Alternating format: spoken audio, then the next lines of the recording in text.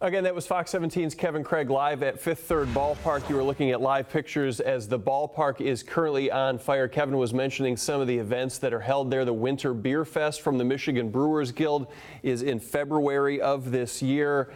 That is an event that is sold out each and every year. Is one of the hardest tickets of any sort of event that you would find here in West Michigan. And it's one of the reasons that Lonely Planet said that Michigan's Gold Coast, as they called it, in Fifth Third Ballpark, that was one of the reasons they said people should visit the Grand Rapids area. The ballpark also home to high school football games starting 4 or 5 years ago, home to Rock the Rapids, the concert series that would play in the middle of the summer. Names that have played there: Bob Dylan, Willie Nelson, Justin Bieber played there before he was the Justin Bieber. They moved the Rock the Rapids event to downtown Grand Rapids for a couple of years before moving it back to Fifth Third Ballpark in Comstock Park. So as Kevin said, it is more than just baseball games, and the baseball games themselves are more than just baseball. It's a family event. It's a way to take the family out for a day, for an evening. You don't have to spend a lot of money. They're known for their food, and the Fifth Third Burger draws a lot of the headlines, but they are a franchise that takes pride, great pride in their food. They have contests each and every year, so the fans can put their input into what they want on the burger. They could even suggest a menu item, and now that stadium is on fire. Our crew there has this scene. This is the first baseline that you're looking at. They are in the parking lot basically behind home plate. This is the south parking lot where the majority of the night lights, the Christmas lights display is set up. And as we saw in one of our wider shots, those Christmas lights are still up. And this, as our camera pulls out, you can see one of the ladders there. You can see Santa Claus right there. I don't know what that image says, but it's a sad image that Santa Claus, the Christmas lights are there as the ballpark burns. Now, if our camera can hear me and they pan over to the right, you can see the difference between the first baseline and the third baseline. You see above that wall, there's nothing but black smoke. Then you get to behind home plate and you see the roof. That is what it should look like down the first baseline. But with the fire, most of it is gone. We see another fire truck pulling in. We see a couple of ambulances, a second ladder truck that is spraying that water. We don't see as many flames right now as we did earlier, but we can't tell for sure. There you see some dark flames coming over that large pine tree. The smoke is black. It is thick. You can see it for miles and miles around. Let's check back in with Fox 17 meteorologist Kevin Craig. Kevin, I wonder, meteorologically, what does this cold temperature do to the firefighting? What they had planned for. Christian, you keep talking here. Guys, I'm going to walk over to the 9-mon here, the video wall, and point out where this fire is as we talk about what's going on, because this is a look from the end of the first baseline. So what we're looking at, that camera is set up right around here, and it's looking down this way. That suite area is right here. You can see it. You can see the seating area for the suites right here, and these are the suites themselves. So this entire area is wiped out right now. We had the camera set up out here, and that one ladder was spraying water right in this area. This is where people would walk up the main steps. You'd go this way or this way. People would come in right here, and this is entirely gone right now. This suite area down the third base line is fine, but the first base line is heavily damaged. The fire is believed to have started in one of these suites right here. But Christian, again, the main thing is we are seeing white smoke now, a large change from what we saw a few hours ago with that black smoke. And Doty, were we talking to Jamie Farber? When I first rolled in,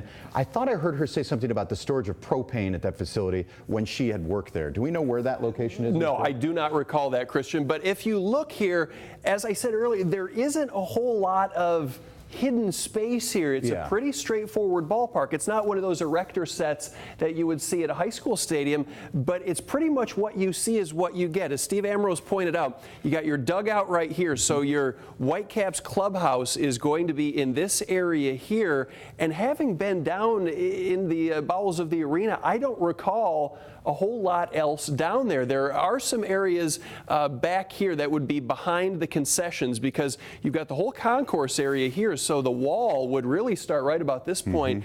There isn't a lot of depth there. So if they're storing things, I don't really know where it would be or what it would be, although it looks like, I don't know if this is the party deck here right now or not, but there just doesn't seem to be a whole lot of other things that could catch on fire because it's a ballpark. Right, and you know where they have those concession areas directly below that part that has burned out and the roof has since collapsed. If we can look at those live pictures for a second and show the extent of the damage on that roof.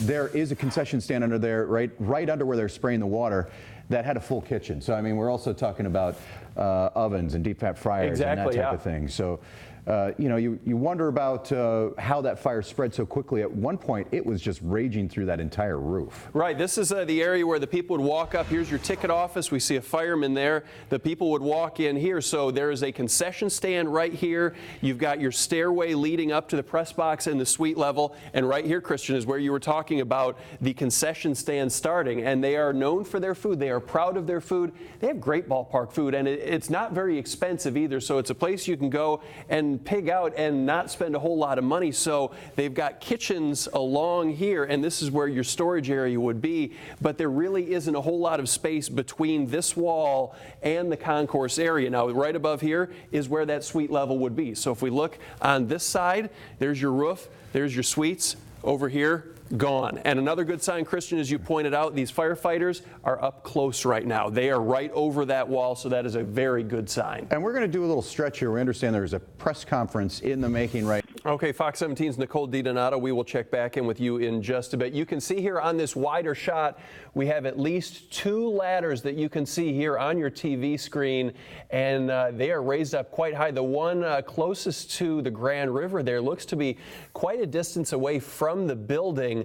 The one closest to the center of your TV screen is right at the main entrance to the ballpark. So if you go in and you're parking in that south lot, that is where you would walk in. The ticket office is right at the top of those stairs, and then you can split off. That's home plate. You can go right or left on the third baseline or the first baseline, and you can see the smoke is coming mostly from that first baseline. It is very thick. It is very black. As Nicole said, she could see the smoke coming when she was on 96, getting on to 131. Myself, I was coming back from Muskegon, and we could see the flames in the Walker area. We saw the dark black smoke. So certainly people who are shopping on Alpine are going to see those possibly up towards the Rockford area, because that is the way that the smoke appears to be drifting right now. Fifth Third Ballpark is burning. It is in Comstock Park, just a short drive from Grand Rapids. You can see our tower cam just moved there. Traffic is moving along quite well. West River Drive is the main exit there if people are getting off to go to the ballpark. Luckily, it is not all stopped up at this point. We have Jamie Farber on the phone. Jamie is a former Whitecaps employee. Jamie, what are you hearing at this point? You know, my first concern, obviously, I worked there for 6 years. I wanted to make sure that my former coworkers and still some of them friends were safe. And it does sound like the whole front office staff who was working has been taken to safety. So that was my first main concern. Now, Jamie, you mentioned you worked there for 6 years. So many of the people with the Whitecaps, as we look at the new images here, you can see the flames.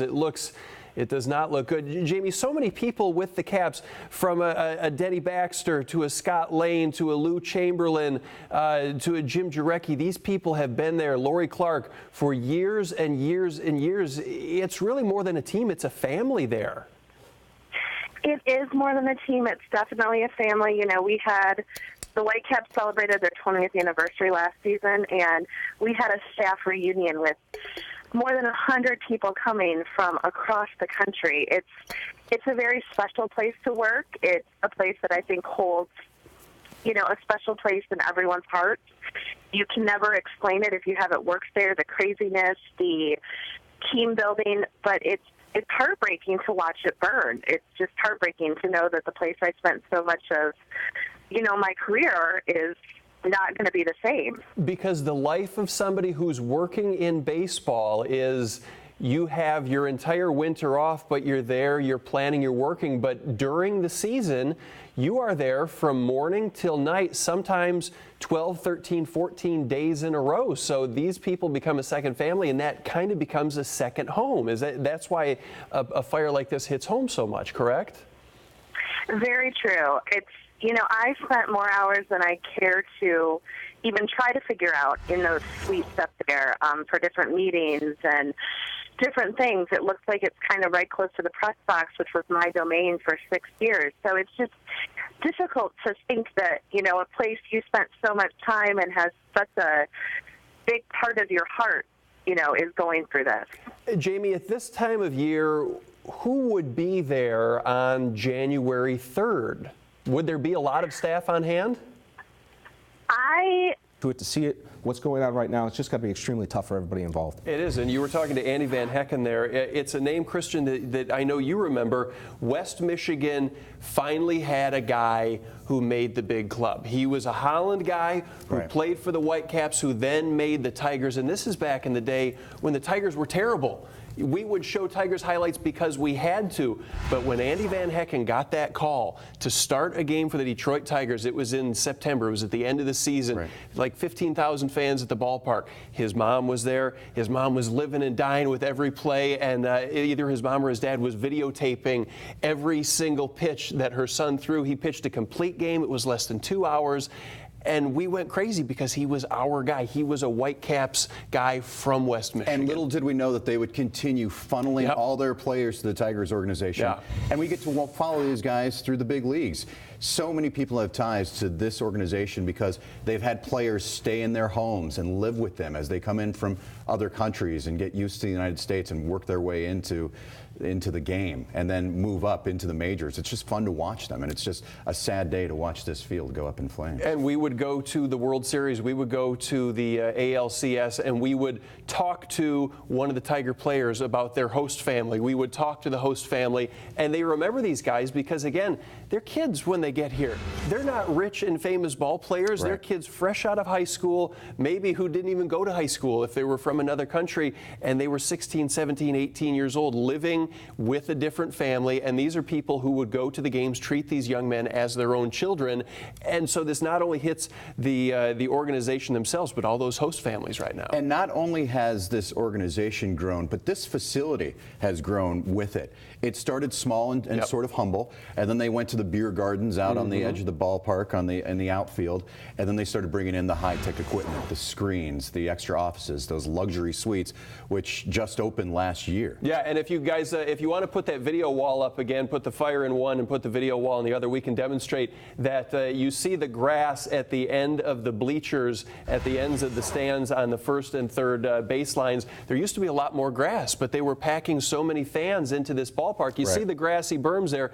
People can still sit on those, but those used to go up a lot farther because people would go and they would picnic, but it was such a hot ticket that they added the seats, and they keep packing the fans in. And in the outfield, you would just have a fence. You didn't have the party decks. You didn't have the Pepsi Club. You didn't have the giant scoreboard. Yeah, and now people have parties just in the Pepsi Club. You can rent that out. They have concerts out there as well. They have monster trucks. They had a few events, boxing at the ballpark, where they put a boxing ring on the pitcher's mound and had world championship fights out there. Rock the Rapids has picked this as their new venue. They just had ZZ Top and some other big name Justin Bieber played there years ago, before he was Justin Bieber, like 4 or 5 years ago, but still, that's a big name. Willie Nelson, Bob Dylan. So really, we're looking at, one of the big event facilities in West Michigan, one of the crown jewels going up in flames today. It's a sad day for West Michigan, a sad day for the Comstock Park area and the greater Rockford area, where a lot of people call this home. Let's check in. Do we have Kevin Craig still live at the ballpark? I know we have videographer Eric Florence getting this video. Okay, we don't have Kevin right now.